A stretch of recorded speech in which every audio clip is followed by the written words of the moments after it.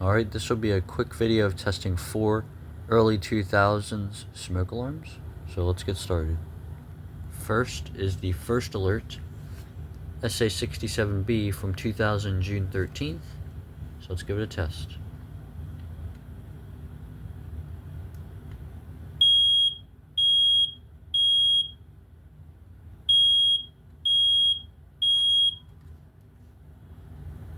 Next is the Family Guard FG888D from 2001 July 16th.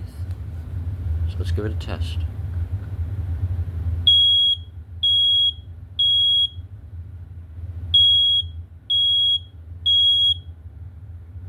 Next is the BRK 2002 from 2002 November 12th. So let's give it a test.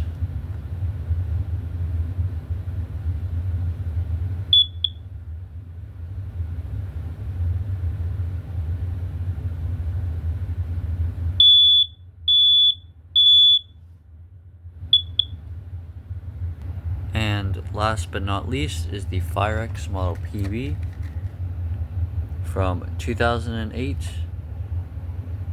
July 9th. So let's give it a test.